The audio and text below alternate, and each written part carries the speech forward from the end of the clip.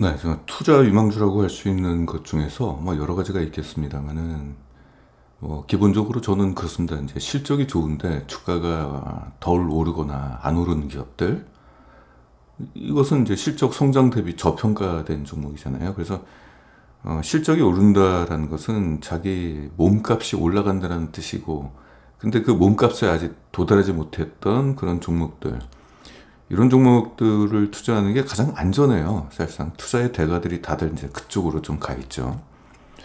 그 외에 또 투자 유망주가 있다고 한다면은 뭐 기업이 좀 실수한 거, 실적 같은 거, 그러니까 우발적으로 뭐 악재가 있어가지고 실적이 좀 안 좋게 나오는 경우가 있잖아요. 스텝이 꼬였다라고 얘기를 보통 하죠. 그럴 경우는 이제 실적이 안 좋으니까 주가가 떨어질 거 아니에요. 근데 넓게 보면은 이제 그런 기업들은 이 일시적인 현상일 뿐이거든요. 그래서 떨어졌던 실적은 다시 회복이 되게 마련이고, 그럼 떨어졌던 주가는 다시 이제 상승하게 되는 거죠. 이제 이것이 이제 턴어라운드라고 보통 얘기를 하는 거죠. 근데 그게 이제 실수가 됐던, 혹은 대규모 설비 투자에 따른 감가상각비 출회가 됐던, 뭐 여러 가지가 있겠습니다만, 그것도 턴어라운드 쪽도 투자 유망주라고 보는데, 마지막에 있다면은 이쪽인 것 같아요. 이게 사실상 저희가 생각할 때는 테마라고 보통 얘기를 하는데, 테마는 근거 없이 주가만 왔다 갔다 하는 그런 거 말고요. 실적을 기반한, 그리고 어떤 사업적 측면에서 봤을 때 앞으로 뭔가의 변화를 맞게 되는 변곡점에 놓인 기업들, 이것들이 참 중요한 것 같아요.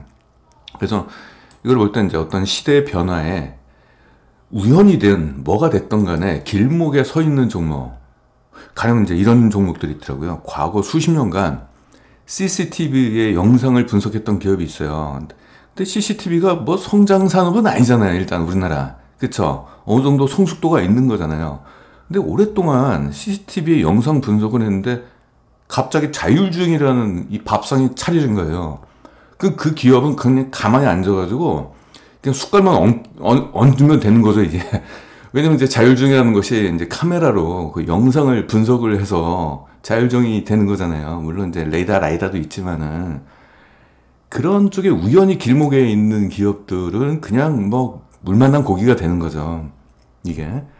우리가 이제 그런 종목을 좀 관심을 가지자. 그래서 지난번부터 이제 풍력 관련돼 가지고, 풍력은 과거도 있지만은 지금 뭐 유럽 같은 경우는 에너지 안보 이슈 때문에 그 시장이 더 커지게 되겠고, 또 합성 피혁 같은 경우도 천연 피혁을 잘 안 쓰니까 합성 피혁을 많이 쓰게 되겠고, 또 이번에는 어떤 시대의 변화가 있을까요?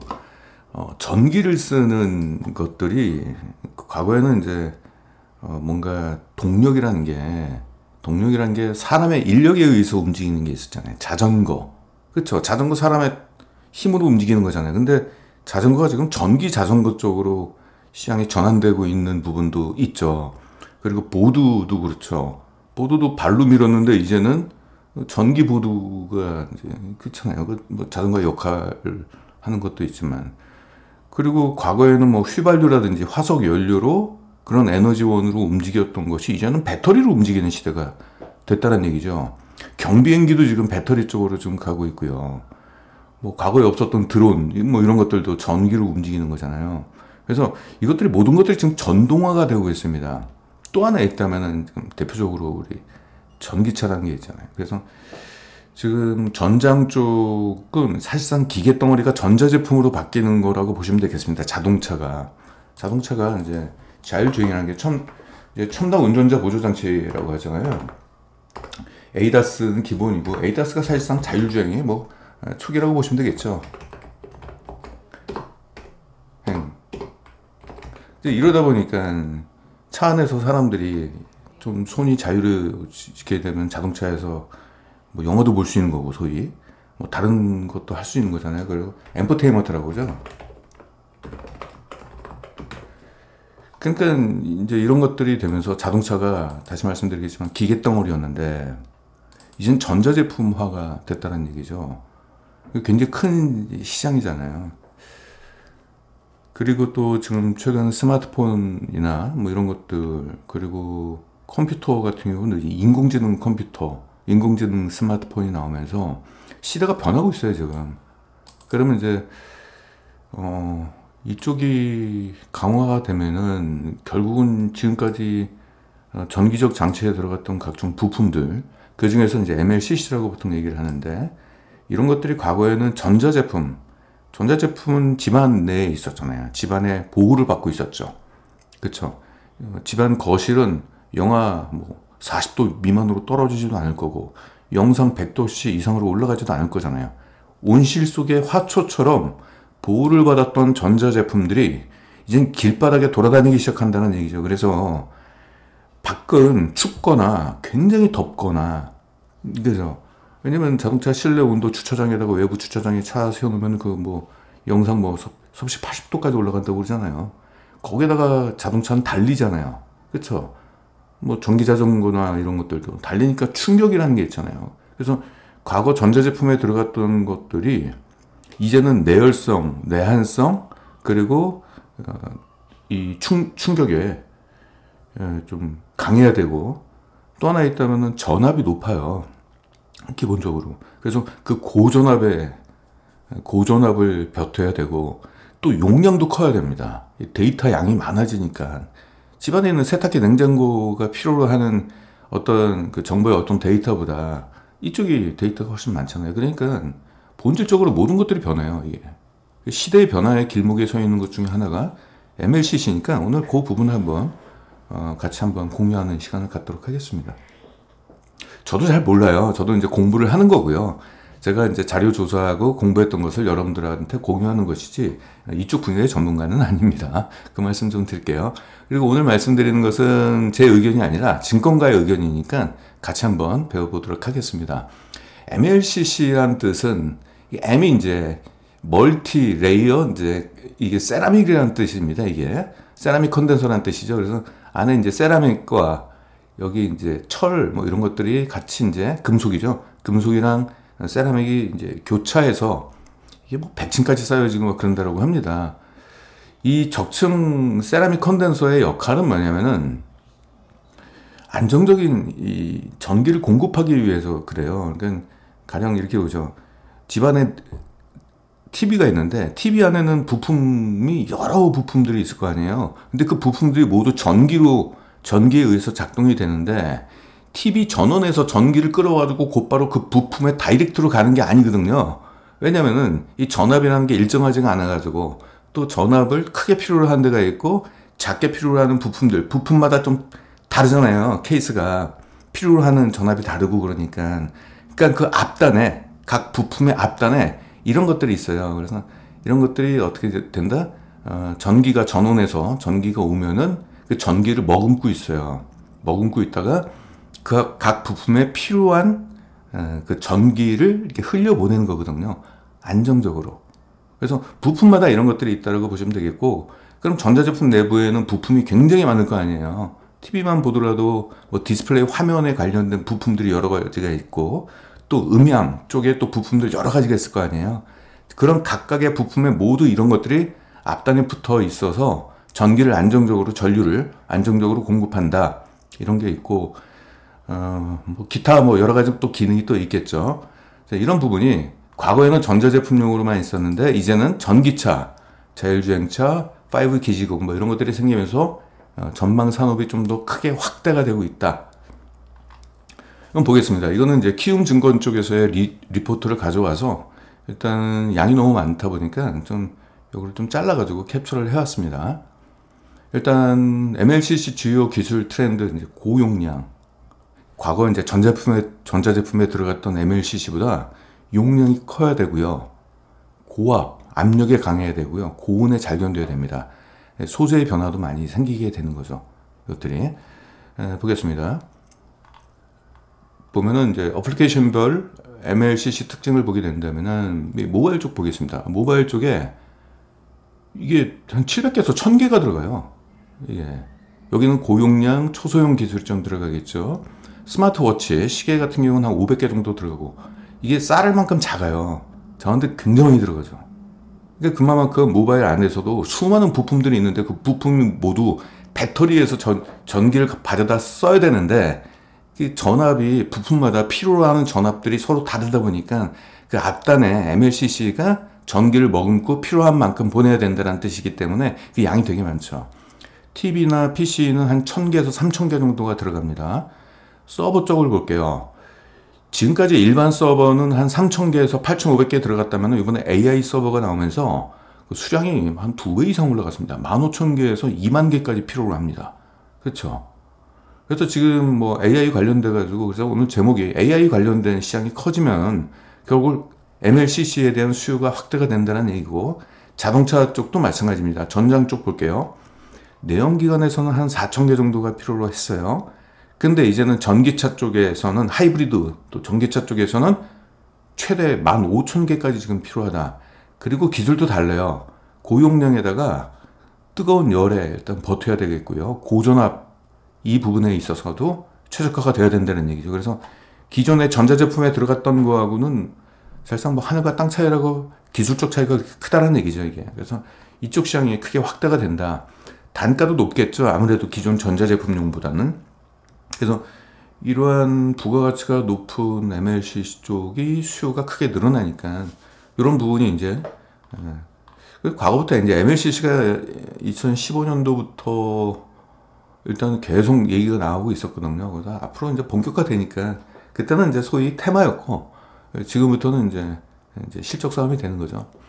보겠습니다. MLCC에 대한 시장 전망이 보니까 연평균 8%씩 고성장이 앞으로 증가할 것으로 일단 전망이 되고 있습니다. 과거의 MLCC 화환기를 좀 볼게요. 스마트폰이 처음 나왔을 때부터 이제 MLCC가 시장에서 이제 크게 떴죠. 2007년도부터.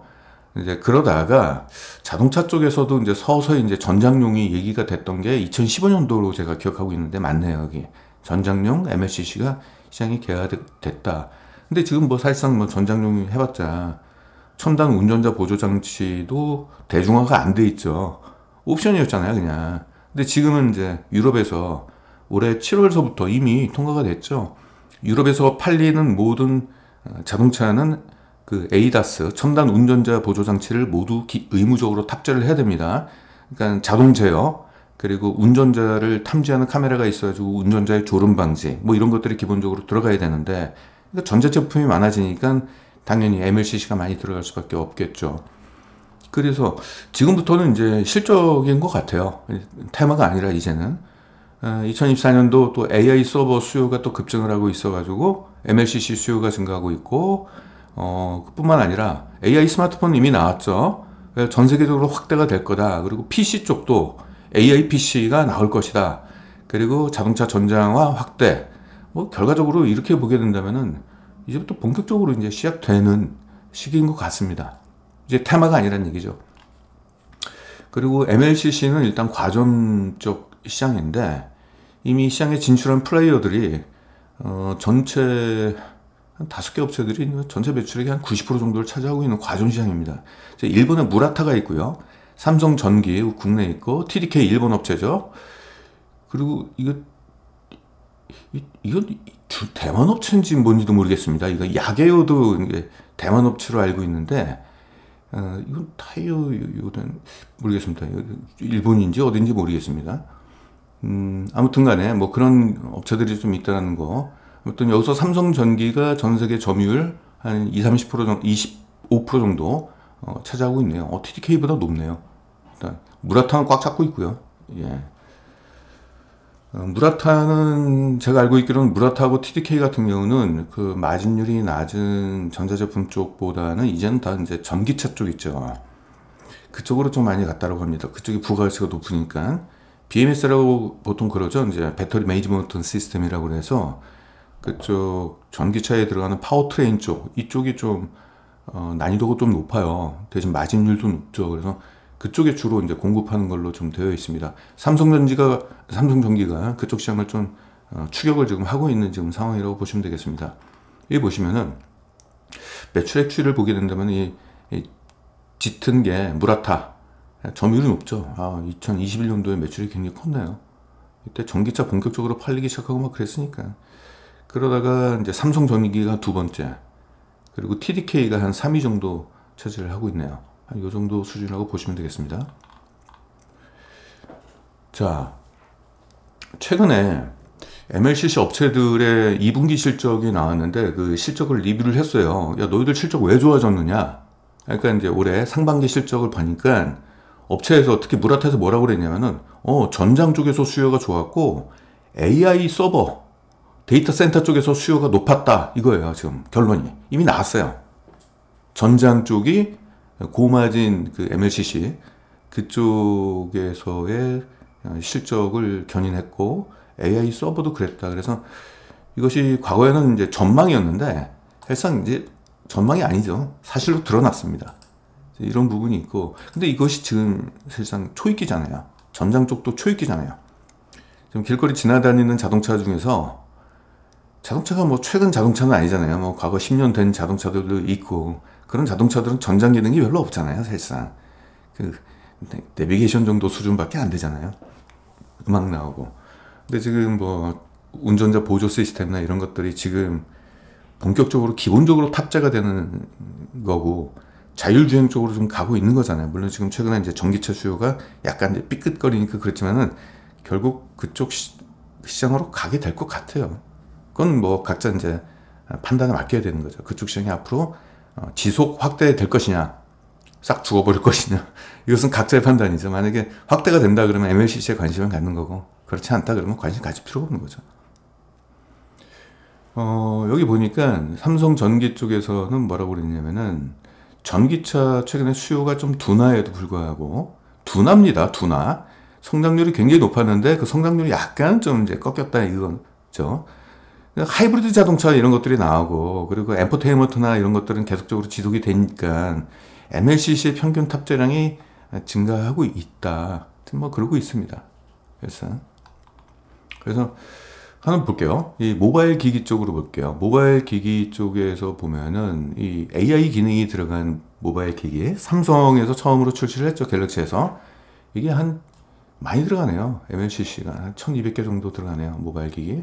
그냥 5G 폰에서는 한 900개 정도 이 정도 들어갔고 그냥 LTE 폰에서는 한 600개, 900개, 뭐 1100개 정도 이 정도로 들어간다. 그래서 지금 삼성이 AI 폰 내놓고 나서 매출이 많이 좋아졌잖아요. 그러다 보니까 이제 전 세계 경쟁사들도 당연히 그 폰을 이제 만들 수밖에 없고, 그럼 이제 시장 규모가 커지는 거고, 그러면은 MLCC에 대한 수요는 스마트폰 쪽에서 일단 수요가 일고 있는 것은 뭐 당연한 것 같아요. 그죠? 그러면 이번에 서버를 보겠습니다. 서버도 지금 뭐 인공지능이다 그래가지고 이제 AI 서버 뭐 이렇게 얘기를 하는데 MLCC 탑재량이 일반 서버에 비해서 최대 5배에서 10배까지 올라간다고 합니다. 대단하죠? 그래서 서버 쪽 시장도 이렇게 지금 바뀌고 있다라는 거. 그렇게 실제 아까 무라타가 그 얘기를 했잖아요. 상반기 실적 너희들 왜 좋아졌어? 그랬더니 이 서버 쪽 그리고 전장 쪽 좋아졌다. 제가 보니까 무라타는 이제 스마트폰 쪽에다가 공급을 안 하는 것 같아요.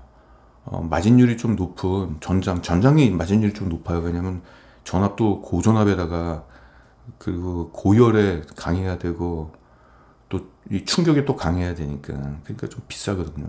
그쪽이 접근하는 것 같아요. 여기하고. 그래서 보시면은 이제 서버 파워용 MLCC 수요는 뭐 이런 식으로 계속적으로 증가가 될 것 같아. AI 서버들이 많이 생기니까 수요가 증가한다. 뭐 이 뜻이겠죠. 전장용 쪽은 요즘 좀 식었죠. 전기차 시장이 좀 둔화가 되니까 뭐 자율주행 관련돼서나 ADAS 관련된 종목들도 주가가 조금 부진하고 있는데 그럼에도 불구하고 결국은 탑재량은 이제 확대가 지속이 될 것이다. 이렇게 하고 있습니다. 자, 전장 쪽에서 혹시나 이 부분에 좀 관심이 있으신 분들은 요걸 좀 구분을 하시면 조금 더 좋아져요. 전장에 들어간다고 그래가지고 다 동일시하면 안 됩니다. 인포테인먼트 쪽에 들어가는 게 있어요. 내비게이션이나 뭐 이런 쪽에. 그쪽에 들어가는 게 있고, 파워트레인 쪽, 이거는 배터리에서 바퀴 쪽으로 가는 그 구간입니다. 그리고 에이다스용, 이건 자율주행 쪽에 들어가는 건데, 제가 언뜻 듣기로는 가장 난이도가 높은 데가 이 파워트레인 쪽이라고 좀 들었습니다. 이 온도가, 인포테인먼트 같은 경우는 내비게이션인데 거기 뭐 온도가 뭐 이렇게 뜨거워봤자 얼마나 뜨겁겠습니까? 근데 이쪽 배터리부터 시작해서 그쪽은 최소 80도 이상이거든요. 그러니까 이제 소재 자체도 조금 그 뜨거운 열에 잘 견뎌야 되고, 이게 열에 좀 휘거나 그러면 안 되거든요. 내구성도 좋아야 되죠. 더구나 이제 자동차는 충격이 있으니까 내구성도 좋아야 되고, 그런 부분이 있습니다. 그래서 그리고 또 고전압이죠. 배터리 쪽은 엄청난 고전압이잖아요. 그 충방전, 특히 이제 충전을 빨리 하기 위해서는 에너지 밀도가 높은 배터리를 써야 되겠고, 충전 속도를 높이기 위해서는 엄청난 고압으로 해야 되는 거잖아요. 800V? 그렇죠. 근데 전자제품 같은 경우는 몇 볼트입니까? 한 20V, 30V 막 이러잖아요. 전자제품 같은 경우는. 근데 파워트레인 쪽은 이 충전이나 이런 것들 때문에 800V나 되니까, 지금 600V인데 800V를 향하고 있다고 합니다. 그럼 그걸 버텨야 되잖아요.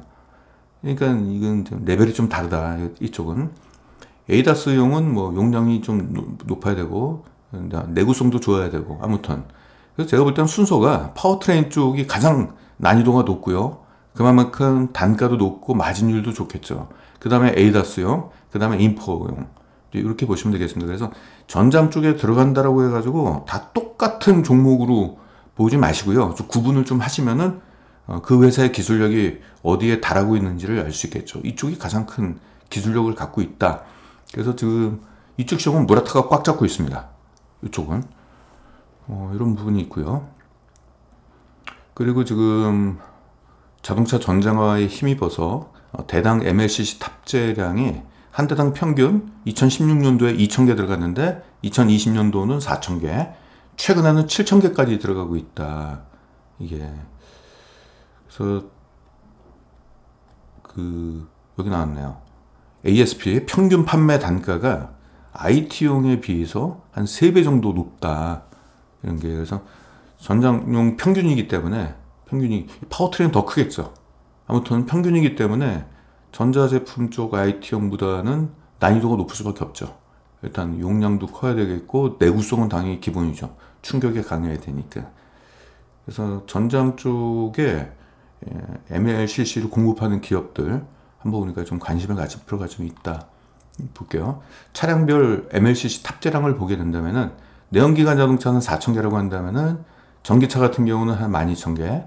근데 여기다가 전기차에다가 에이다스 첨단 운전자 보조 장치까지 달면은 더 많아지고, 자율주행까지 더 난이도가 높아지면은 이렇게 된다. 그래서 지금 자율주행 레벨 2잖아요.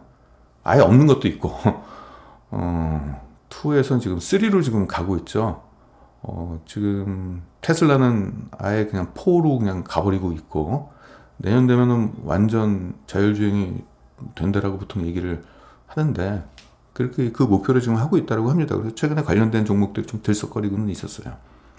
그래서 테슬라가 그렇게 자율주행 쪽 시장에 가고, 왜냐면 테슬라 같은 경우 이제는 전기차 싸움 안 하겠다는 얘기죠. 우리는 전기차 회사 아니야. 벌써부터 이렇게 얘기하고 있어요. 테슬라는 중국의 값싼 전기차하고 전기차 경쟁을 안 하려고 지금 하고 있습니다. 그래서 자기의 포지셔닝을 자율주행, 인공지능 이쪽으로 가고 있지, 전기차 배터리에 의해서 움직이는, 그렇게 된다면은 전기차 배터리 기업이 시장의 주도권을 갖게 되는 거고, 자기들은 그냥 조립하는 자동차 조립 회사에 불과할 뿐이잖아요. 근데 그게 아니라 이제 소프트웨어 기업으로 자기가 포지셔닝 되고 싶어가지고 그런 거고, 현대도 지금 그러고 있죠. 현대가 올해 발표했죠. 현대 오토넷을 중심으로 해가지고 우리는 이제 하드웨어 기업이 아니고 소프트웨어 기업이다. 이제 이런 식으로 바뀌고 있습니다. 아무튼 시장이 그렇게 변하면 MLCC에 대한 수요는 자연스럽게 올라갈 수밖에 없죠. 다른 경쟁사들도 그쪽으로 가려고 노력을 할 거니까. 전장용 MLCC 시장 규모는 연평균 18%의 고성장이 전망이 되고 있습니다. 굉장하죠. 이게 이제 MLCC가 이렇게 올라간다는 얘기죠. 전장 쪽에. 그러니까 가격도 단가도 3배 이상에다가 성장률도 가장 높은 편에 속하고, 그런 부분이고요. 그래서 지금 시장 규모를 보게 된다면 전장용 쪽에서 보면은 이게 고마진 쪽이니까 신경을 좀 쓸 필요가 있다. 그래서 MLCC라고 그래가지고 지금 제가 MLCC를 검색하고 그러면 별 듣보잡들이 MLCC 한다라고 다 떠들고 난리예요. 근데 가만히 보면은 전자제품 만드는 거 있잖아요. 세탁기 가전제품에 들어가는 거 막 그런 거, 부가가치 낮은 거, 그쪽 시장에 진출하는 기업들이 많아요. 근데 이게 투자자들을 오인시키는 거죠. 예. 그래서 정확하게 보셔야 돼요. 그래서 MLCC 기업이다 그러면은 뭘 만드는지를 봐야 돼요. 전장용이냐 아니냐. 전장용이다 그러면 기술력이 어느 정도 있는 기업이라고 보시면 되겠습니다. 그 안에서의 파워트레인 쪽이다. 배터리 관련된 거다. 그럼 난이도가 더 높은 거고. 자, 그래서 전장용 쪽은 점유율이 지금 전 세계 점유율 무라타가 지금 45%를 갖고 있고, TDK가 20%네요. 여기서는 전장용 쪽에서는. 전체로 봤을 때는 삼성전기가 2위인데, IT 쪽까지, 스마트폰 쪽까지 이제 가져가니까, 최대 거래처가 삼성전자의 갤럭시니까 그쪽에 스마트폰 쪽에 MLCC 공급하니까. 근데, 그래서 이제 전장용 쪽으로 보게 된다면은 삼성전기가 3위 정도 하고 있고, 일본 업체 두 군데가 전 세계 점유율 65%를 차지하고 있네요. 이게 일본 업체인지는 뭔지는 모르겠습니다. 이거는 이제 대만 업체고, 아무튼 삼성전기가 전장용 쪽의 시장을 지금 추격을 지금 하고 있는 지금 상황이 있습니다. 그래서 지금 결국 이제 이 증권사, 키움증권사는 탑픽으로 삼성전기를 일단 꼽았고요. 관심 종목으로는 이제 사마콘덴서하고 아바텍을 꼽았는데, 이 기업들의 지금 실적과 향후 실적 전망치와 목표가는 어떻게 되는지 오늘 그 부분을 함께 공유하겠습니다. 가장 먼저 삼성전기를 일단 좀 봐야 되겠죠. 삼성전기는 MLCC만 만드는 게 아닙니다. 카메라 쪽, 그 스마트폰에 들어가는 카메라 쪽과 이제 반도체 패키지 기판 뭐 이런 것들을 만들고 있습니다. 좀 이따가 이제 점유율을 볼게요. 매출 점유율이 어디가 더 큰지를 좀 보고 성장률도 체크를 하겠습니다. 이게 기분 나빠요. 근데 지금 뭐 업계에서는 MLCC 다 좋다라고 얘기하는데, MLCC는 성장하는 것 같은데 매출이 떨어졌단 말입니다. 이런 것들이. 이게 아마 스마트폰 쪽의 수요가 둔화하기 때문에 그런 게 아니겠느냐. 왜냐면은 얘네가 지금 스마트폰의 카메라와 스마트폰에 들어가는 MLCC도 들어가 있잖아요. 근데 전 세계적으로 스마트폰의 판매량이 좀 저조하니까 실적이 같이 떨어진 거 아니겠느냐, 이런 생각이 들고, 그리고 판매 가격도 떨어진 게 아닌가 좀 싶어요. 이게 단가도 좀 낮아진 게 아닌가, 이렇게 좀 보여주고 있습니다. 그래서 지금 모습으로는, 연간 실적으로는 그렇게 쏙 좋아 보이지는 않아 보입니다. 지금까지는. 분기 실적을 좀 보겠습니다. 일단 올해 상반기까지 실적을 볼게요. 1분기가 좋았어요. 이때 AI 폰이 많이 팔렸죠. 갤럭시 쪽. 매출액 30% 증가하고 영업이익은 29%가 증가를 했어요. 근데 2분기 때는 지난해가 워낙 좋아가지고, 지난해가 워낙 좋아서 거기에 따른 이제 기저부담이죠. 이게 지난해가 좋았기 때문에 올해는 좀 부담스럽죠, 실적이. 그래서 매출액은 16%가 증가했는데 영업이익은 2%밖에 증가를 못했습니다. 그러나 업계에서는 3분기 때 좀 좋아질 걸로 보이고 있네요. 3분기 때 또 스마트폰이 또 출시가 되잖아요. 보통 10월달 이때쯤 출시가 되죠. 그래서 3분기 때 실적은 매출액 13%, 영업이익은 뭐 37%. 4분기 때가 지난해가 워낙 안 좋다 보니까 올해는 뭐 영업이익 한 2배 정도 올라가지 않겠느냐.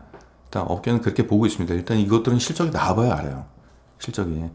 왜냐면 항상 그 실적 전망치는 좋게 작성이 돼요. 근데 막상 뚜껑을 열어보면 그 실적이 안 나와서 이제 짜증이 나는 것 뿐이죠. 그것 때문에 주가 떨어지고 이런 거죠. 그래서 이런 것들도 전망치를 100% 믿으면 안 됩니다. 특히 필수 소비재 같은 경우는 그래도 전망치가 어느 정도 좀 비슷비슷한데, 이런 것들은, 아니 소비자들이 갤럭시에서 만든 새로운 스마트폰이 마음에 안 들어서 안 살 수도 있잖아요. 근데 그걸 어떻게 맞춰요? 못 맞추죠. 근데 대충 라면에 신라면이 몇 개 팔릴 줄은 대충 알잖아요. 우리가 예측이 가능하잖아요. 지난해 이 정도 팔렸으니까 앞으로도 이 정도 팔리겠지라는 예측이 가능하잖아요. 필수 소비재이기 때문에 그렇습니다. 근데 이건 아니죠. 그러니까 이 부분에 대해서는 맹종하면 안 됩니다. 이런 것들. 그래서 상반기 실적은 일단 매출액은 23%가 증가했고, 전년 대비 영업이익은 13% 정도 증가, 이 정도 했습니다. EPS는 59%가 증가했습니다. 일단 자, 볼게요. 여기서부터 보겠습니다. 이게 중요한 건데, 자, 일단 MLCC 쪽에서 이제 수출과 이제 내수가 있는데 대부분이 수출이네요.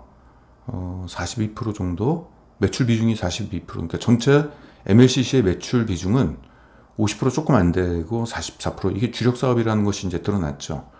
이게 한 올해 상반기, 그 지난해 상반기와 비교했을 때 19%가 증가했어요. 이 정도 되면은 크게 좀 증가한 거는 맞네요. 그쵸? 성장률이 굉장히 높은 거죠.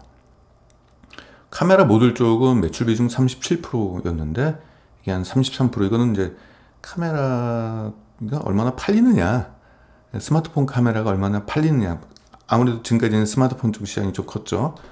그리고 삼성전자, 삼성전기도 전장 쪽을 하기 때문에 차량용 카메라 모듈도 같이 포함이 됐을 겁니다. 그래서 이쪽이 좀 더 성장률이 좀 더 좋게 나왔습니다. 요게.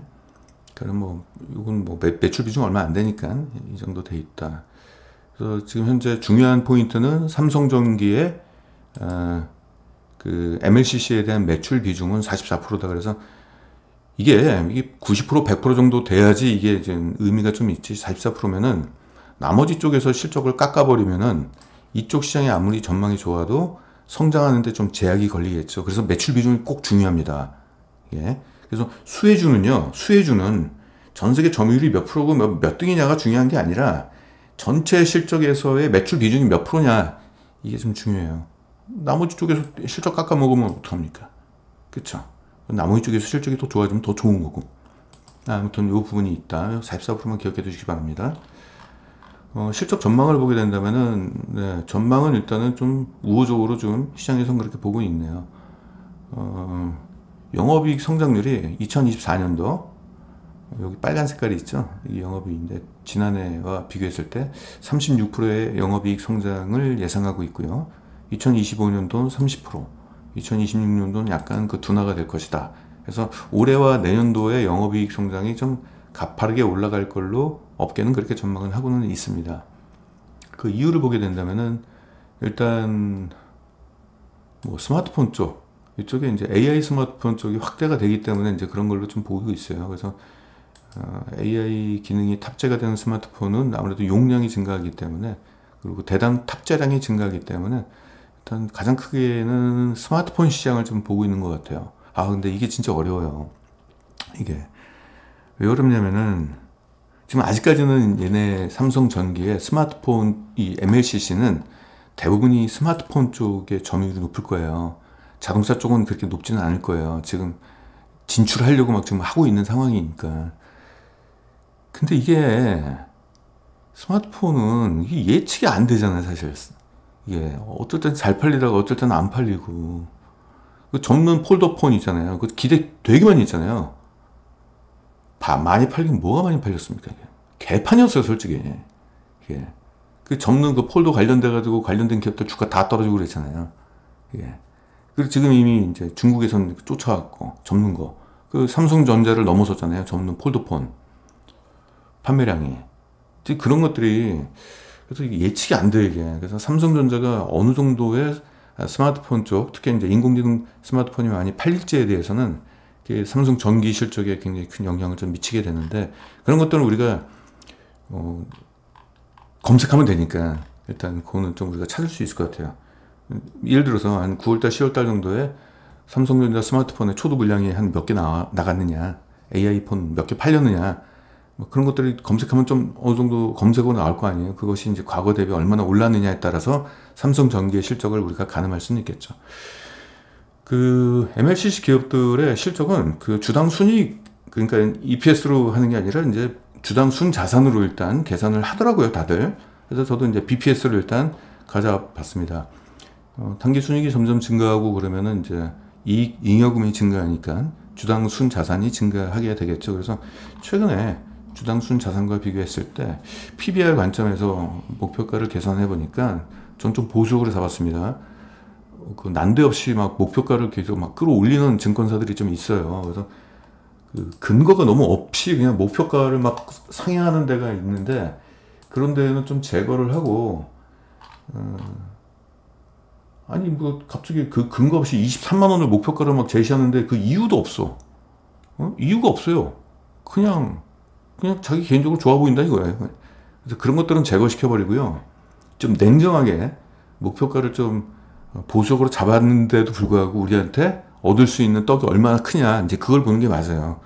목표가를 막 높여버리고 나서 막 자기 혼자서 자화자찬해버리는 건 의미가 없잖아요.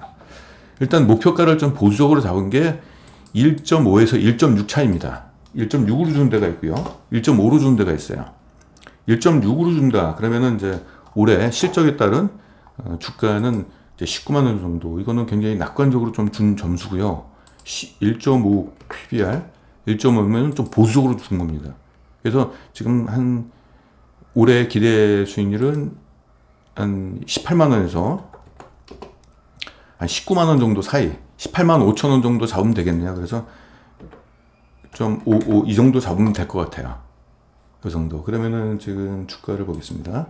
삼성전기 18만 7천 원 정도인데 지금 주가가 많이 떨어졌잖아요. 그러니까 제가 오늘 좀 갖고 온 게 그것 때문에 좀 갖고 왔어요. 주가가 최근에 조정을 많이 받으니까 지금으로서는 조금 부담이 좀 덜하죠. 18만 7천 원이면 지금 전고점을 돌파할 걸로 올해 실적에 따른 요 정도. 그러니까 2021년도 보여줬던 주가에 그 정도까지는 올라가지 않겠느냐. 그리고 지금 좋은 게, 그쵸? 이게 조정을 이렇게 받았잖아요. 근데 여기서 이제 더 이상 주가가 크게 떨어진다기보다도 떨어지거나 옆으로 횡보하거나 올라가거나 셋 중에 하나일 텐데, 일단 주가가 많이 떨어졌기 때문에 일단 부담은 좀 덜하다라는 거, 주가가 올라간다는 것은 제가 말씀드리는 건 아니고요. 한 요 정도의 업계에서는 적정 주가로 삼고 있다. 그래서 관심 종목에다가 여러분들 매물을 한번 해보시는 게 어떨까. 시장에서는 보수적으로 목표가를 잡아도 18만 7천 원 지금부터 사게 되면은 올해 실적에 따른 적정 주가까지는 44%의 주가 상승 여력이 존재한다. 이렇게 보시면 되겠고, 그리고 이게 합리적인지 아닌지를 좀 볼게요. 1.5 잡았으면 어떻습니까? 좀 괜찮지 않나요? 중간값이잖아요. 높게 잡은 게 아니죠. 높지 않죠. 이렇게 잡으면 이거는 말이 안 되는 거죠. 예외적으로 올라간 것을 목표가로 잡으면 안 되죠. 또 지나치게 낮게 잡으면은, 네, 이건 뭐 기대 수익률, 기회 수익이 없죠. 이렇게 잡지 말고 1.5면은 괜찮은 것 같아요.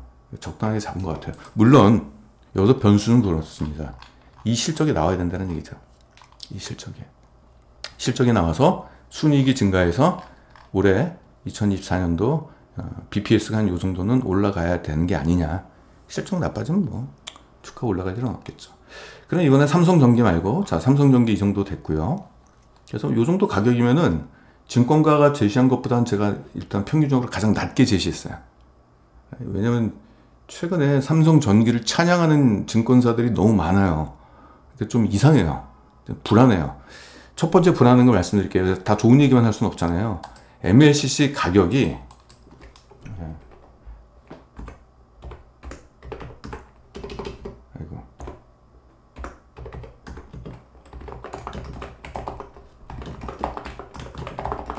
이거예요.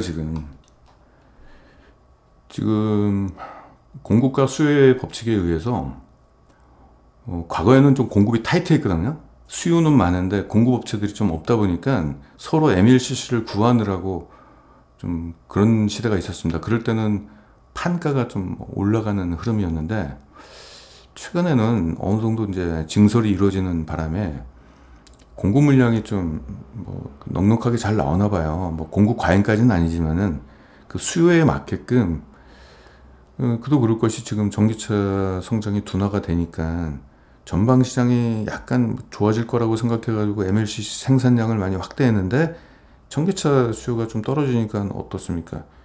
약간 좀 널널해졌잖아요.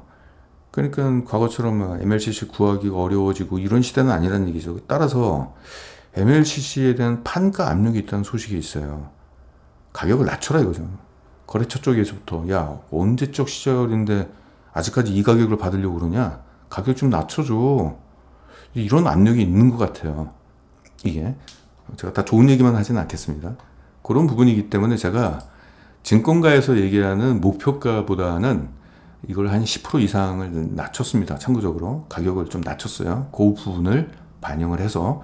그리고 증권가가 갑자기 삼성전기를 너무 짧은 시간 내에 수많은 증권사들이 찬양을 하니까, 아니 그렇게 좋으면 지들이 사지 왜 자꾸 이렇게 추천을 하냐 이거죠.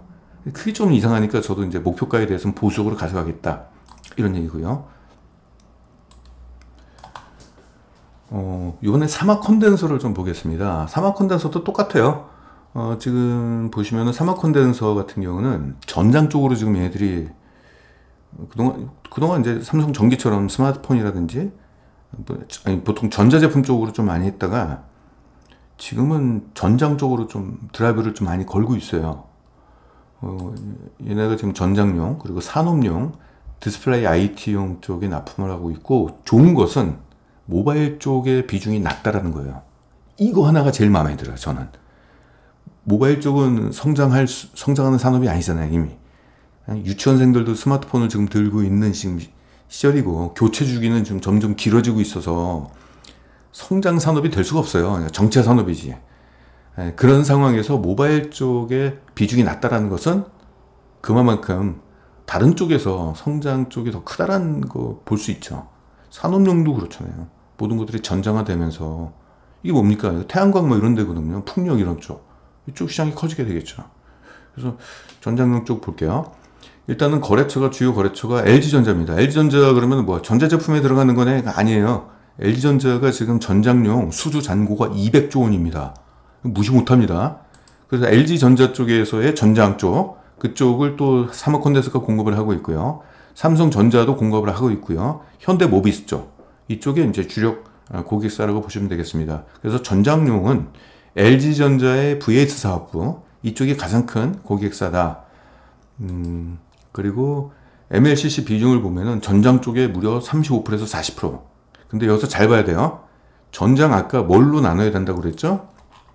그냥 전장이라고 보면 안 되고 이걸로 나눠야 돼요. 다시 볼게요.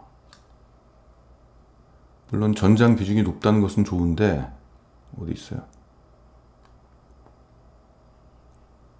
중요한 거니까 이거 좀 보겠습니다. 보고 갈게요. 자, 전장 그러면 인포테인먼트, 그 내비게이션 같은 거 있잖아요. 그런 쪽. 그리고 파워트레인 쪽, 이건 배터리 관련된 부분이에요. 그리고 에이다스, 첨단 운전자 보조장치하고 자율주행 쪽입니다.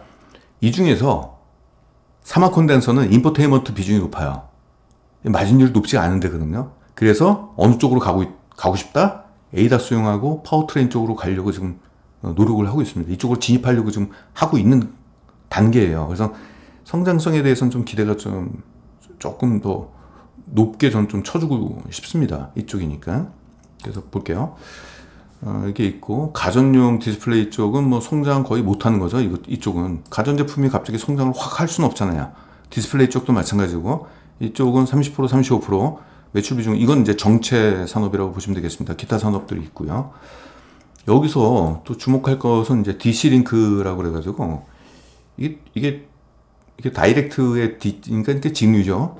교류를 직류로 바꿔주는 쪽에 이제 콘덴서라고 보시면 되겠는데, 이쪽에 전기차 탑재 비중이 좀 높아지고 있다. 그래서 지금 사모콘덴서가 이쪽으로 사업을 좀 드라이브를 걸고 있습니다. 현재 지금 한 1800만 대 정도의 DC링크 수주 잔고를 갖고 있어요. 캐파시터, 그러니까 캐파시터라는 것은 이제 콘덴서를 얘기하는 거죠. 그래서 이제 전기적 장치니까 이쪽에 수주 잔고를 확보했다라고 하니 이쪽 시장이 앞으로 좀 커질 것 같다. 이런 부분이 있습니다. 네, 지금 실적을 보면은 매출액은 그래도 올라갔죠. 그렇죠. 삼성전기하고 비교해 볼게요. 삼성전기는 매출액이 떨어지고 있어요. 제가 삼성전기를 욕하려고 그러는 게 아니라 일단 지금 팩트예요. 스마트폰 쪽의 시장 영향을 많이 받는다는 얘기죠. 삼성전기는. 근데 사마콘덴서는 스마트폰 쪽의 비중이 워낙 낮기 때문에 그 영향을 안 받고 있고, 그래서 매출액은 약간 우상향하는 모습이 좀 보였다. 다만 아쉬운 게 영업이익률이 떨어졌네. 이거는 아까 얘기했던 가격 압력을 좀 받고 있는 게 아니냐, 이런 판단이 좀 들어요. 그런 생각이 들고. 근데 최근에 이제 수익성 개선이 좀 일어났죠. 이렇게 일어났고. 그럼 이제 고마진 제품을 팔면은 이제 수익성은 개선이 되겠죠. 지난해 같은 경우는 4분기 때 안 좋았고, 올해 실적을 보면은 1분기 때 매출은 13% 오르고 영업이익은 8% 증가했는데 2분기 때가 좀 안 좋았어요. 2분기 때. 이게 안 좋은 소식입니다. 이게 상반기에 MLCC 가격이나 압력이 있었대요. 근데 그 MLCC가 어떤 MLCC냐 이거죠. 가정용 가전제품용 가격 인하가 되는 것은 뭐 큰 이슈는 아니라고 좀 봐요. 그래서 얘들은 지금 결국 이제 평균 판매 단가를 높이려면 고마진 제품 쪽으로 기술 이전을 좀 해야 되는 거거든요, 이게. 그러니까 결국은 이제 전장용 쪽으로, 그 전장용도 인포테인먼트 쪽이 아니라 파워트레인이라든지 에이다스 쪽으로 판매 비중을 많이 높여야 된다는 얘기입니다. 그래야지 이제 수익성 개선이 일어난다. 이런 부분이 있고. 이러니까 또 손이 안 가죠, 사실은. 근데 그 이후의 실적 전망을 한번 보면서 우리가 한번 보죠. 상반기 실적은 별로 안 좋았어요. 이거 보겠습니다. 매출 비중을 볼게요. 전기 전자 부품의 MLCC 쪽은 매출 비중이 48%, 아까 삼성 전기는 44%였는데 얘들은 조금 더 높네요. 그게 지금 2%가 매출액이 오히려 역성장을 했다. MLCC가 전자제품 쪽이기 때문에 이거는 성장성이 거의 없다라고 봐도 되지 않을까요, 여러분들? 가전제품이나 이런 것들이 뭐 성장성이 높진 않아요. 딱 교체 주기잖아요. 교체 수요잖아요. 전력용 콘덴서 같은 경우 성장성이 높죠. 이거는 되게 좋네요. 35%나 증가했습니다. 전력 쪽이라고 한다면. 그럼 지금 전 세계적으로 지금 미국 같은 경우도 지금 이 스마트 그리드 쪽으로 좀 가려고 지금 하고 있고, 전력원이 중앙 집권 체제로 돼 있다 보니까 저쪽에서 허리케인 한번 불면은 그냥 전체가 다 전기가 다 끊기고 그러는데, 지금 그래서 뭐 마이크로 그리드 쪽으로 간다 그래가지고 이 전력을 다시 재배치하고 재투자를 지금 하려고 지금 하고 있잖아요. 이미 하고 있고. 기후 변화 때문에 미국이 자꾸 허리케인이 엄청 많이 분대요. 그래가지고 변전소라든지 이런 것들이 막 박살나버리면은 미국 전역에 정전 사태가 발생이 되고, 미국 같은 경우는 서비스 기업이기 때문에 그나마 버티지, 제조 국가였으면 정전이면 큰일 납니다, 진짜. 이런 것들이 있는데, 아무튼 이것들이 뭐 전 세계적으로 그래서 수요는 증가할 것 같아요. 그리고 지금 화석 연료 에너지가 이제 풍력이나 태양광 이쪽으로 가다 보니까 ESS 쪽 수요가 증가할 수밖에 없잖아요. 그러니까 ESS 쪽의 성장은 결국 전력용 콘덴서의 성장을 또 의미하기도 하죠. 차량용은 매출 비중 14%인데 6% 증가했고, 이쪽을 좀 드라이브를 많이 걸고 있죠. 특히 이거, DC 링크, 같은 개념이라고 좀 보시면 돼요. 증가했다. 그래서 아무튼 요 부분이 있습니다. 이게 제일 좋네요. 얘네 실적은. 볼게요. DC 링크 쪽에 대해서 결국 이제 전장용 커패시터인데, 커패시터의 기능이 이거잖아요. 콘덴서잖아요. 그 전력을 머금는 거. 자, 이쪽은 현대 모비스하고 보그워너, 세계적인 이제 글로벌 자동차 부품업체입니다. 이쪽을 통해서 현대 기아차, BMW, 볼보, 아우디, 이쪽 하이브리드 자동차, 뭐 전기차에 납품이 좀 되고 있다는 거고요. 지난해부터 대량 탑재량이 많은 전기차로 확대가 되고 있다. DC 링크 같은 경우는 참고적으로 하이브리드 쪽에는 하나가 들어가고요. 그 전기차에서는 이제 2개가 들어간다고 합니다. 근데 DC 링크 안에는 MLCC를 많이 탑재하고 있을 거예요. 뭐 제가 정확하게는 제가 이 부분은 잘 모르는데 본 적이 없어가지고. 올해 하반기부터는 독일 완성차 2개 업체 전기차에도 동사의 DC 링크 카패시터가 추가로 들어갈 거다. 뭐 독일 완성차 업체 뭐 BMW, 벤츠, 아우디 뭐 3개 중에 하나 아닌가요? 네, 독삼차 아무튼. 그래서 올해는 한 요 정도로 전망을 좀 하고 있습니다. 그래서 지난해 대비 영업이익이 올해 하반기에는 32%, 4분기에는 흑자 전환이 일어났는데, 이거는 여러분들께서 관심 종목에 올려놓으시고 3분기 실적 발표를 한번 좀 보시면서 들어가시는 게 좀 어떨까 좀 싶어요. 보시고 나서 들어가는 게. 근데 지난해 4분기가 적자였기 때문에 올해 하반기는 전년 대비는 증가할 것 같다는 생각이 좀 듭니다. 올해 하반기. 그러면 지금 뭐 이게 사실화 된다라고 한다면 아까 이것 때문에 올해 하반기부터 이거 들어간다라고 하니 실적은 뭐 지난해보다는 좀 좋아지지 않겠느냐, 이렇게 좀 기대를 하게 되고, 작년보다는 또 전장용 쪽에 공급량이 좀 증가하고 있다라고 하니 올해 하반기는 실적이 좀 긍정적으로 봐도 될 것 같다는 생각이 좀 들어요. 여기 나왔네요. 3분기 때 고객사의 재고 조정. 그러니까 고객사가 그동안 사막 콘덴서로부터 MLCC를 많이 구입을 했었던 거예요. 근데 재고가 많이 있으니까 이제 구매량이 좀 줄었다가 그 재고가 어느 정도 소진되니까 다시 재구매가 일어난다. 그런 것들 때문에 이제 실적이 좋아진다. 이제 이 뜻입니다. 그래서 만약에 이게 사실이라고 한다면 3분기 실적은 호실적이 나올 가능성도 높네요. 이렇게 연간 실적 전망을 보겠습니다. 한 이러한 성장이 나올 것 같다. 과거에는 전자제품용 쪽으로만 이제 수요가 있고 발전용으로만 있었는데 지금 전 세계적으로 지금 특히 미국 같은 경우는 지금 발전 쪽이 걔들이 투자지가 30년 전에 막 만들어놨어요. 발전 설비를. 그래서 지금 교체하겠다고 해가지고 바이든 대통령이 이미 예산을 다 잡아놨습니다. 그래서 그쪽에 수요가 있고, 그건 트럼프도 같은 생각이에요. 그래서 이 민주당이 되나 공화당이 되나 이 전력 개통에 대해서의 그 투자는 워낙 오래됐기 때문에 투자가 지금 일어날 걸로 보이고 있습니다. 그래서 그쪽 관련돼 가지고 뭐 민주당, 공화당 둘 다 공약이기 때문에 둘 다 수혜가 있을 것 같아요. 콘덴서도 전력용 콘덴서도 많이 팔려 나가겠죠. 거기다가 이제 에이다스는 이제 유럽에서 의무화가 됐잖아요. 유럽 자동차들은 이제 유럽 시장에다가 자동차를 팔려면은 첨단 운전자 보조 장치는 다 들고 있어야 돼요. 기능이 한 열 몇 가지인가 이렇게 되는데 결국은 그것들이 전자제품이 많이 이제 탑재가 된다는 뜻이기 때문에 유럽이 그러면은 이제 다른 나라들도 영향을 받겠죠. 좀 미국도 그렇고 일본도 그렇고 다 이제 첨단 운전자 보조 장치를 의무화시키기 위한 법적 제도 이런 것들을 지금 만들고 있어요. 우리나라와 국토부만 바보같이 가만히 있고요. 국토부 관계자가 좀 재방송 좀 봤으면 좋겠습니다. 그동안 하도 많이 까가지고 사람이 죽어나가도 관심 없는 놈들이에요. 놈들은. 지금 미국은 어떻게 바꾸고 있냐면은 아예 그냥 자동차라는 개념 자체를 바꾸고 있어요. 뭐냐, 자동차는 그 브레이크가 있어야 된다는 개념, 그리고 핸들이 있어야 된다는 개념인데 이 개념을 바꾸는 거예요. 핸들이 없어도 자동차고 브레이크가 없어도 자동차라는 그 개념으로 법을 바꿉니다. 이 법 바꾸는 게 왜 중요하냐면 이게 보험에 다 연결이 되어 있거든요. 일본도 지금 관련된 법을 개정하고 있고 유럽은 먼저 시작됐고요. 7월 달서부터 전 세계가 이렇게 움직이고 있어요. 우리나라는 지금 뭐 하고 있는지는 모르겠습니다만은 아무튼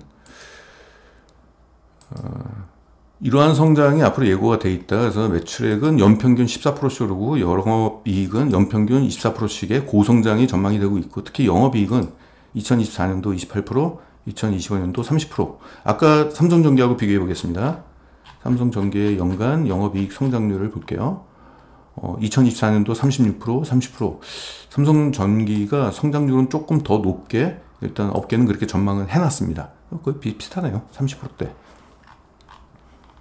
BPS를 좀 보겠습니다. 한 이러한 성장이 나올 것 같고, 목표가를 볼게요. 목표가도 보수적으로 잡았어요. 자, 이번에 삼성전기 말고 이거 볼게요. 삼성콘덴서. 선 긋고 싶은 차트네요. 지금 다 박스 꺼내서 지금 이러고 있잖아요. 그쵸? 진짜 이렇게 해가지고 이렇게 갔으면 좋겠네요, 진짜. 삼성전기도 그렇고. 삼성전기도 그렇잖아요, 지금. 그쵸? 이렇게 되고 있잖아요, 지금.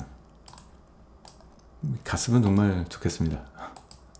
주가는 뭐, 예단할 수 있는 건 아니고. 다만 이제 이 기업의 적정 주가가 얼마인지는 아는데, 적정 주가에 언제 도달하는지까지는 알 수는 없는 거죠, 우리는. 그래서 우리가 적정 주가가 도달할 때까지 그냥 기다리는 거죠, 사실상. 기다림의 투자죠. 자, 보겠습니다. 과거에 이 기업의 이제 PBR 관점에서 보게 된다면은 PBR이 좋을 때는 뭐 여기 4까지 올라간 적도 있고, 낮을 때는 지금 현재죠. 지금 PBR이 1.28이면은 과거 2020년도부터 지금까지 보게 된다면 좀 바닥권에 있는, 그래서 부담이 없는 위치인 것 같고요. PBR 이 정도 주면 될 것 같아요. 중간가, 높지도 않고 낮지도 않고 중간가. 아까 삼성전기도 그렇게 줬죠. 그쵸, 중간값으로 줬죠.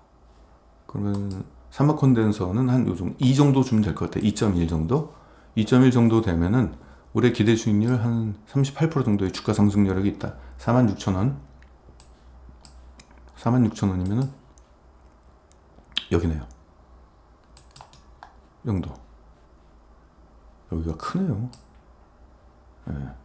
지금 33,000원이고 46,000원. 내년까지면은 내년이 크네요. 57,000원. 57,000원. 일단 시장에서는 그나마 긍정적이게 업계 시각에서는 MLCC 쪽 시장이 성장할 것이라고 일단은 그렇게 전망을 좀 하고 있고, 그러면 이제 실적도 성장하겠죠. 그리고 뭐 전 세계적으로 MLCC 업체들은 사막 콘덴서까지는 그래도 어느 정도 명암은 내밀 수 있는 위치거든요. 그동안 사막 콘덴서 올라간 거 보세요. 엄청 올라갔죠. 그래서 엄청 올라갔죠. 사실상 MLCC가 전자제품의 쌀이라는 말, 뭐 이제 그렇게 얘기를 하니까 그동안 조정을 좀 크게 받았습니다. 여기서. 그러면 이제 주가의 반등도 한번 기대해 볼 만한 위치인 것 같아요. 그러니까 얼마? 46,000원. 1차 목표가 46,000원. 올해 이렇게 잡아놓으면 될 것 같아요. 이게 40몇 프로, 40% 정도. 네, 40% 정도. 이번에는 아바텍이라는 종목이 있는데, 아바텍은 지금 불확실성이 좀 높아서 사실상 추천하고 싶지는 않습니다. 아는데 그래도 아까 지금 키움증권 쪽에서 올해 그 탑픽 종목은 삼성전기지만은 관심 종목으로 사무콘덴서하고 아바텍까지 언급을 했기 때문에 한번 같이 볼게요. 아바텍은 원래 디스플레이 이제 시각 사업을 좀 하고 있는데, 신규 사업으로 이제 MLCC 이쪽으로 이제 진출을 좀 했다, 이런 쪽이고, 지금 전장용 쪽에 부품을 공급하기 위해서 지금 노력을 좀 하고 있다. 아직 이게 정확한 거래처가 이렇게 있지가 않아요. 그래서 실적이 지금 엉망진창이에요. MLCC가 실적이 들쑥날쑥합니다. 근데 왜냐면은 초기에 진출하는 기업들은요, 거래처가 한두 군데밖에 없어요. 그러니까 이 거래처가 사실상 굉장히 다양하고 파편화돼야지 이쪽에서 주문량이 감소해도 저쪽에서는 주문을 하니까 실적에 대한 어느 정도 안정성이 개런티가 되는데, 거래처가 한 군데밖에 없으면은 그 거래처 쪽에서 재고 조정이다 뭐다 그러면은 실적이 좋아졌다가 나빠졌다가 막 이렇게 되거든요. 지금 그 단계예요. 아바텍은 아직 걸음마 단계예요. 그래서 가끔 가다가 넘어져요. 걸음마 거니까. 그러니까 그 부분은 이제 이해를 좀 하셔야 됩니다. 연간 실적을 좀 볼게요. 그게 기회이자 또 위기가 될 수도 있고 그렇죠. 올해 상반기 실적이 됐는데 매출액은 지난해 절반을 이미 상반기에 넘어섰고 수익성 개선이 크게 일어났잖아요. 일단 지금 상황이 이렇습니다. 분기 실적 볼게요. 기가 막힌 실적이 나왔어요. 영업이익률이 무려 16%, 19%까지 올라갔고요. 지난해 실적 부진해서 완전히 넘어섰죠. 2분기 때 영업이익이 700%나 올라갔어요. 그런데 우리가 숫자만 보고 투자하면 안 됩니다. 아바텍이 MLCC 관련주고 실적이 폭발적으로 올라갔다, 여기까지 조사하고 끝나면 안 돼요. 왜냐면 내용이 안 좋아요. 지금 이게 아니 무슨 소리냐, 실적이 좋은데 뭔 소리냐, 내용이 안 좋아요. 볼게요. 넘어가서 볼게요. 아무튼 순이익은 뭐 열 몇 배가 올라갔습니다. 분별 매출 현황을 좀 보겠습니다. 얘네가 지금 디스플레이 쪽은 LCD하고 OLED 쪽이고, LCD 비중도 높은 편이에요. 애들이 그 디스플레이를 좀 이게 슬리밍 기술이라고 그래가지고 얇게 만드는, 좀 시각 얇게 깎아가지고 공급하는 거거든요. 디스플레이 그 패널이 좀 얇으면 얇을수록 터치감도 좋고 또 가볍기도 하고 이제 그런 건데, 여러분 디스플레이 시장이 성장 산업입니까? 지금 뭐 그 LCD에서 OLED로 전환되는 것 쪽이기 때문에 OLED는 성장을 하는데, 얘네들은 OLED 쪽이 아니고 유리 기판 쪽에 좀 가까워요. 제가 알고 있기로는. OLED는 유리 기판이 아니잖아요. 그렇죠? 유기 소재 쪽이고. 근데 이쪽이 지금 실적이 확 좋아진 거예요, 이게. 그래서 저는 이 실적이 영속적이지는 못할 것 같다는 생각이 좀 들어요. 지금 전체 매출 비중이 72%가 되는데 이게 지난해 대비 실적이 2배가 올라갔어요. 그러니까 이 실적이 과연 영속적이냐에 대한 그 부분에 대해서는 조금 물음표가 좀 있다. 반면에 이게 MLCC 같은 경우는 지금 뜨는 산업이잖아요. 그러니까 이쪽에 우리가 기대를 모아야 되는데, 지금 현재 지난해 매출 비중이 27%, 이것도 괜찮아, 이제 뜨는 거라고 생각한다면은. 근데 올해 실적 볼게요. 수출이 이게 단위가 100만 원입니다. 수출 매출액이 400만 원이 나왔어요. 지난해는 그나마 100만, 1000만, 1억, 10억, 100억이 나왔는데, 지난해 상반기 100억이 나왔는데 지금 400억이 나왔어요. 내수 시장은 지난해는 빵원이었지만 올해는 뭐 한 4억, 4천만 원 나왔네요. 그러니까 실적이 이 부침이 굉장히 심하죠. 지금 거래처가 적어서 그렇습니다. 이런 문제가 있어요. 그래서 이 종목을 추천하기는 좀 어려워요, 사실상. 예. 자, 뭐 OLED 확대 수혜라고 그래가지고 아직까지는 OLED 매출 비중이 높으니까 OLED 쪽, 그러니까 디스플레이 쪽 시장에 좀 영향을 좀 많이 받고 있다, 이런 거고, 뭐 이걸 OLED 관련주로 접근하게 되면은 이게 또 유망주가 될 수는 있겠습니다만, 오늘 MLCC 얘기를 한 거기 때문에 요거 빼고 얘기할게요. MLCC 부진 원인을 좀 볼게요. 얘네가 이스라엘 태양광 고객사가 있었는데, 올해 지난해까지는 괜찮았죠. 근데 올해는 실적이 박살날 수밖에 없잖아요. 지금 전쟁 치르고 있잖아요. 전쟁 치르고 있는데 지금 태양광 뭐 이스라엘에다가 태양광 설치하고 뭐 그러겠습니까? 그리고 지금 태양광 쪽은 뭐 미국 캘리포니아 주정부에서 태양광 패널 보조금 삭감 뭐 이런 게 있고, 유럽은 또 태양광 수요가 감소하고 있고, 이스라엘 전쟁, 거래처도 많지는 않은 것 같아요. 이스라엘 태양광 고객사 그거 하나 있는 것 같아요.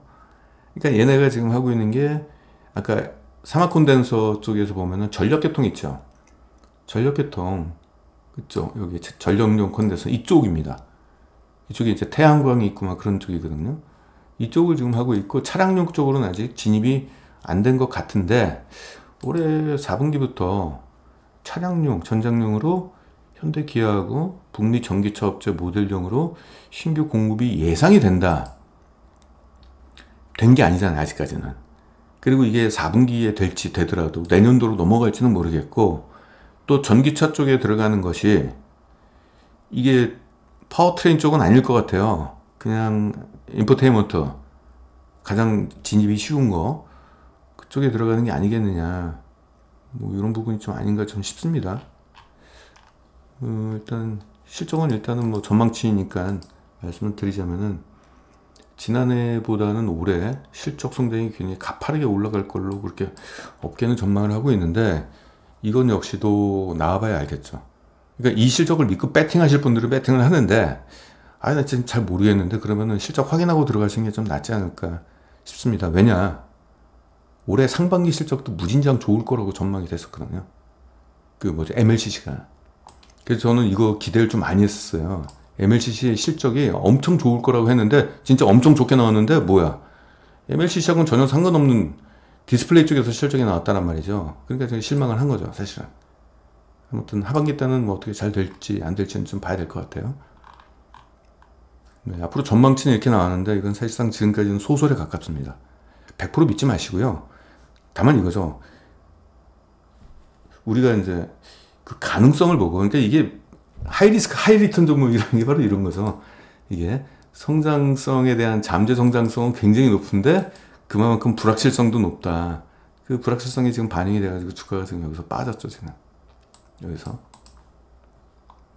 주차 틀어보겠습니다. 기대감이 컸죠. 이때는 애들이 뭐 전기차 쪽에 관련된 MLCC를 연구 개발하고 앞으로 그쪽 사업에 진출할 것이다, 그러니까 확 올라갔죠. 근데 그 실적이 지금 안 나오고 있잖아요. 지금까지도 안 나오고 있고. 그러니까 요 부분은 아직 그 그냥 기대감, 실적 전망이라고 할 수는 없습니다. 근데 이 실적이 만약에 현실화된다, 그러면 이건 대박 나는 거죠. 현실화되면 대박 나는 거고, 뭐 안 되면 주가 더 떨어지는 거죠. 얘들은 이제 OLED 관련돼 가지고 OLED 태블릿, 이제 태블릿에서 OLED를 탑재를 지금 하게 됐잖아요. 거기다가 이제 노트북까지 가니까 디스플레이 관련된 종목으로서는 좀 수혜가 좀 있을 걸로 좀 보이고 있고, 뭐 MLCD. 근데 얘네가 그런 기술이 여러 가지가 있어요. 얘들이 그 유리 기판을 깎는 것도 있고, 뭐 코팅 기술도 있고, 그래서 LCD 쪽 시장도 있고요. OLED 쪽 시장 쪽 사업도 좀 있습니다. 이제 그 혼재되어 있는데, OLED 쪽도 뭐 실적 수혜가 좀 있는 어떤 분야가 좀 있는 것 같네요. 제가 정확하게는 모르겠습니다. OLED 쪽 디스플레이 쪽 사업을 주제로 제가 말씀드린 게 아니라서. 이 기업의 이제 적정 주가를 보면은 이 기업의 목표가를 제시한 증권사는 지금 아무도 없습니다. 그래서 저 혼자 과거에 PBR 흐름을 봐서 그 중간값으로 일단 1.4 정도는 줬어요. 그러니까 15,500원. 이것도 아까 사모콘덴서하고 똑같네요. 목표가가. 그쵸. 그래서 관심 있으신 분들은 세 개 중에서 어떤 게 제일 좋은지를 따지기보다도 그 세 개를 모두 하나로 그냥 패키지로 묶어버려 가지고 조금만 사시면 좀 될 것 같아요. 뭐 예를 들어서 내가 한 종목당 500만 원씩 산다.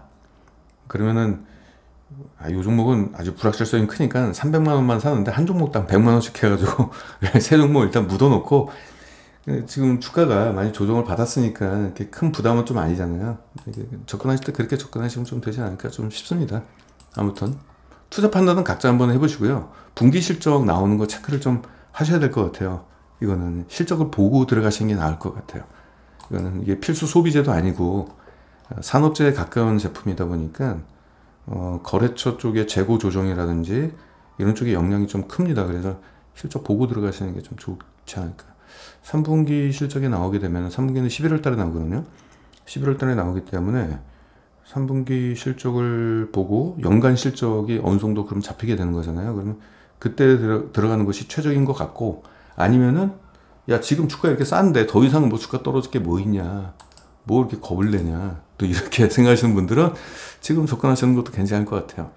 트레이딩 관점에서 접근하시는 것도 괜찮을 것 같다는 생각이 좀 듭니다. 그쵸? 지금 상황에서는 부담이 없네요. 그래서 항종단기도 그쵸? 주차트입니다. 이거 사마콘덴서도